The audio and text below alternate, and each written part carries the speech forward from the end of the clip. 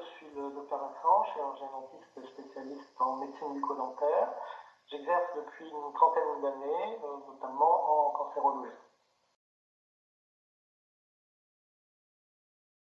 En l'absence de facteurs prédisposants, on doit consulter une fois par an dans le cadre du contrôle classique. Cependant, en cas de lésion ou de blessure suspecte provoquée par exemple par une prothèse qui n'est plus adaptée, par une dent cassée qui n'a pas été réparée et qui coupe la gencive ou la langue, et encore plus d'ailleurs s'il n'y a même pas de cause évidente, si la lésion ne disparaît pas spontanément après élimination de la cause au bout d'une dizaine de jours, et bien là on va consulter en urgence et éventuellement le chirurgien dentiste fera un prélèvement sous anesthésie locale qui sera éventuellement analysé. Et là, dans ce cas, on instaurera une surveillance personnalisée pour le cas particulier. Alors, chez le fumeur ou buveur, il n'y a pas de prévention spécifique en dehors, peut-être effectivement, d'un contrôle 2 fois par an cette fois, et puis bien évidemment de la modération par rapport à ces addictions.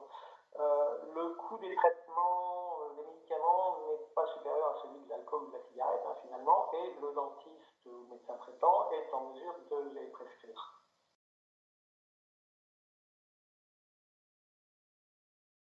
Alors, à partir du moment où un cancer de la sphère ORL est détecté, il va y avoir fréquemment de la radiothérapie. 2 problèmes vont alors pouvoir survenir. Premièrement, la radiothérapie va provoquer une fragilisation de l'os et en particulier une impossibilité de se défendre contre une future éventuelle infection. Cela pouvant aller jusqu'à ce qu'on appelle une nécrose de mâchoire, qui elle-même peut aller jusqu'à l'amputation d'une partie plus ou moins importante de cette mâchoire.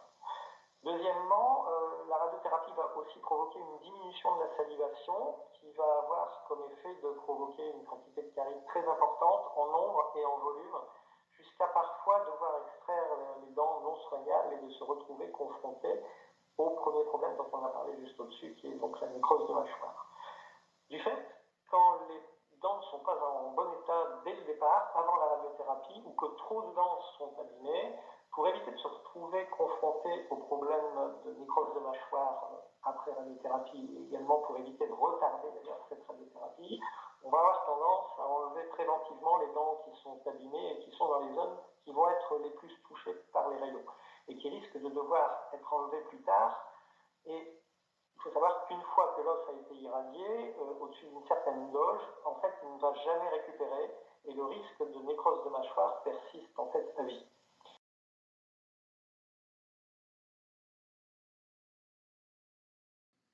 Après la radiothérapie, tant que la salivation n'est pas redevenue normale, et elle peut d'ailleurs ne jamais redevenir normale, il va falloir s'astreindre à un brossage très performant après chaque repas, idéalement à la brosse à dents électrique. On va également faire des applications de fluor 15 minutes par jour pour renforcer l'émail des dents.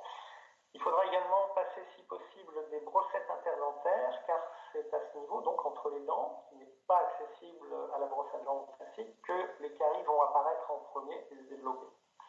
2 contrôles annuels sont à faire chez le dentiste traitant, qui réalisera les soins nécessaires au moindre problème, de manière à ne jamais en arriver à des extractions qui, encore une fois, peuvent aboutir à une nécrose de mâchoire.